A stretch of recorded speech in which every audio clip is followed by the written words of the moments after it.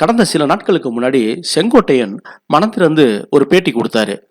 எடப்பாடி கட்சி மீதிகளை மீறிட்டாருன்னு சொல்லி அவரை பொறுப்புகள்ல இருந்து நீக்கிட்டாரு.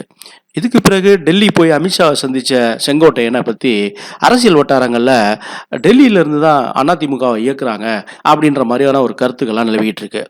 இது மாதிரி அதிமுகவுக்கும் டெல்லிக்குமான உறவு இப்ப இது புதுசு இல்லைங்க. இது எம்ஜிஆர் காலத்துல இருந்தே தொடர்ந்துகிட்டு இருக்கு. 1977ஆம் ஆண்டு தமிழகத்தில் அதிமுக ஆட்சியை பிடிச்சிச்சு. அதே நேரத்தில் மத்தியில் இந்திரா காந்திக்கு ஏற்பட்ட அரசியல் பின்னடைவுகளால் அவர் அதிகாரத்தை இழந்தார். இருந்தாலும் எம்ஜிஆர் மற்றும் இந்திரா காந்தி இருவருக்கும் இடையிலான தனிப்பட்ட புரிதலும் மரியாதையும் குறையல. 1980 நடந்த நாடாளுமன்ற தேர்தலில் எம்ஜிஆர் தலைமையிலான அதிமுகவும் இந்திரா காந்தி தலைமையிலான காங்கிரஸும் கைகோத்துச்சு. மதுரையில் நடந்த மாபெரும் தேர்தல் பரப்புரை கூட்டத்தில் இருவரும் ஒரே மேடையில் தோன்றி தங்கள் கூட்டணியின் வலிமையை பறைசாட்டினாங்க. இந்திரா தான் என் உறவு கட்சி என்று எம்ஜிஆர் வெளிப்படையாக அறிவிச்சு மத்திய அரசோடு எப்போதும் இணக்கமான உறவையே விரும்புவதாக சொன்னார். 1984ஆம் ஆண்டு எம்ஜிஆர் திடீர் உடல்நலக் குறைவால பாதிக்கப்பட்டு சென்னை மருத்துவமனையில் அனுமதிக்கப்பட்டார். அப்போது அவசர நிலையை சமாளித்து இந்திரா காந்தி டெல்லியிலிருந்து விமானம் மூலம் வந்து எம்ஜிஆரை நேரில் சந்தித்து நலம் விசாரித்தார்.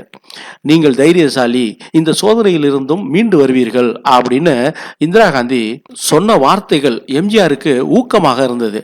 ஆளுநர் நியமனம், சட்டம் ஒழுங்கு பிரச்சனைகளில் எம்ஜிஆர் இந்திரா காந்தி இணக்கமாக செயல்பட்டாங்க. அதிமுக அப்படிங்கிறது அஇஅதிமுக என பெயர் மாற்றம் செய்யப்பட்டதுக்கு காரணம் இந்திரா காந்தி மாநில கட்சிகளை தடை செஞ்சிடுவாரு அப்படிங்கிற அச்சம்தான் அப்படின்னு சொல்றதும் உண்டு. எம்ஜிஆர் காலத்துல இந்திரா காந்தியின் ஆதரவை பெற்றிருந்த நிலையில எம்ஜிஆர் மறைவுக்கு பிறகு ஜானகி மற்றும் ஜெயலலிதா அணிகளாக பிரிஞ்ச போது மத்திய அரசோட தலையீடு முக்கிய பங்காற்றுச்சின்னு சொன்னா அது மிக இல்லை. ஜெயலலிதா எம்பியாக பதவி வகித்தவர் என்பது இதற்கு மேலும் உதவியா இருந்தது. ஒவ்வொரு முறையும் கட்சிக்குள் குழப்பம் ஏற்படும் போதெல்லாம் அதன் தலைவர்கள் டெல்லியை நோக்கி செல்வது ஒரு வழக்கமான அரசியல் நகர்வாகிடுச்சு.